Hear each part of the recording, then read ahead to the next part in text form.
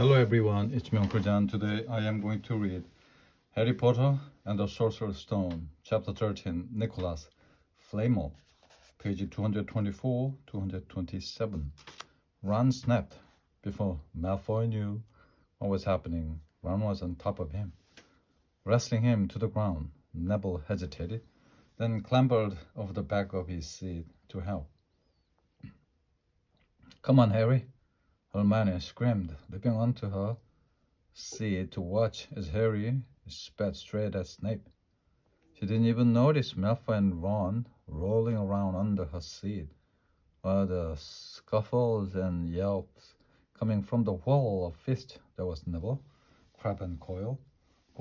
Up in the air, Snape turned on his broomstick just in time to see something scarlet shoot past him, missing him by inches. The next second, Harry had pulled out of the dive, his arm raised in triumph, the snitch clasped in his hand. The stand erupted. It had to be a record. No one could ever remember the snitch being cut so quickly. Ron, where are you? The game is over. Harry's won. We won. Gryffindor is in the lead.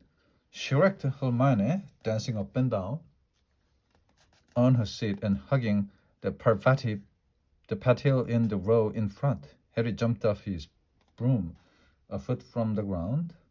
He couldn't believe it. He had done it. The game was over.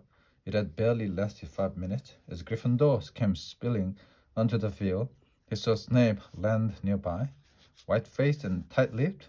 Then Harry felt the hand on his shoulder. He looked up into Dumbledore's smiling face. "Well done," said Dumbledore quietly, so that only Harry could hear. "Nice to see. You haven't been brooding about that mirror. Been keeping busy? Excellent." Snape spat bitterly on the ground. Harry left the locker room alone sometime later to take his Nimbus 2000 back to the broom shed. He couldn't ever remember feeling happier. He had really done something to be proud of now. No one could say he was just a famous name anymore. The evening air had never smelled so sweet. He walked over the damp grass, reliving the last hour in his head, which was a happy blur. Gryffindors running to lift him onto their shoulders, Ron and Hermione in the distance, jumping up and down, Ron cheering through a heavy nosebleed. Harry had reached the shed. He leaned against the wooden door and looked up at Hogwarts, with its windows glowing red in the setting sun. Gryffindor in the lead. He had done it. He had shown Snape.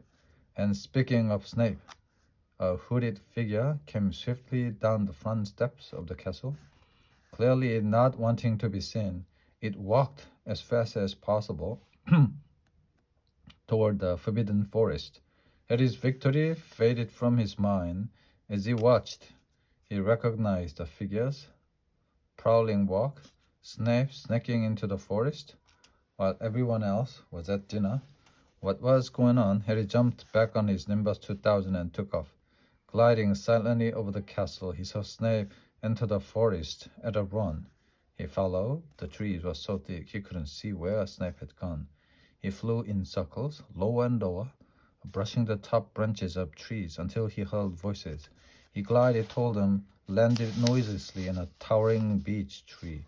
He climbed carefully along one of the branches, holding tight to his broomstick, trying to see through the leaves.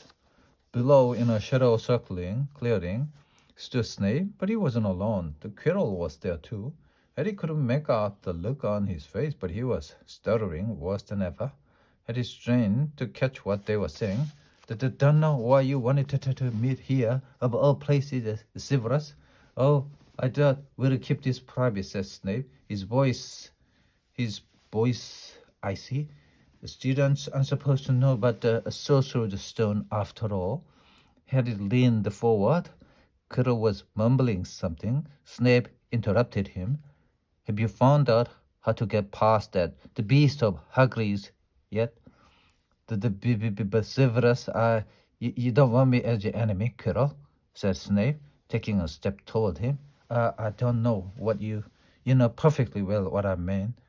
An owl hooted loudly, and Harry nearly fell out of the tree. He steadied himself in time to hear Snape say, "You're a little bit of a hocus pocus, I'm waiting." But I don't. Very well, Snape. Cut in. We'll have another little chat soon when you have had time to think things over and decided where your loyalties lie. He threw his cloak over his head and strode out of the clearing. It was almost dark now, but Harry could see Quirrell standing quite still, as though he was petrified. Harry, where have you been? Hermione squeaked. We won! You won! We won! Shouted Ron, thumping Harry on the back. And I gave Malfoy a black eye, and Neville tried to attack on Crabbe and Goyle, single-handed. He just steered out cold, but Madame Pomfrey says he'll be all right. Talk about showing Slytherin. Everyone is waiting for you in the common room. We're having a party. Fred and George stole some cakes and stuff from the kitchens. Never mind that now, said Harry, the breathless. Let's find an empty room. You wait till you hear this. He made sure the Peeves wasn't inside before shutting the door behind them, and he told them what he had seen and heard. So we are right. It is the Sorcerer's Stone, and Snape's trying to force Quirrell to help him get it. He asked if he knew how to get past the Fluffy, and he said something about the Quirrell's hocus pocus. I reckon there are other things guarding the stone apart from Fluffy. The laws of enchantments, probably. And Quirrell would have done some anti-dark arts spell that Snape needs to break through. So you mean the stone's only safe as long as Quirrell stands up to Snape? Said Hermione in alarm. It'll be gone by next Tuesday, said Ron. At the end.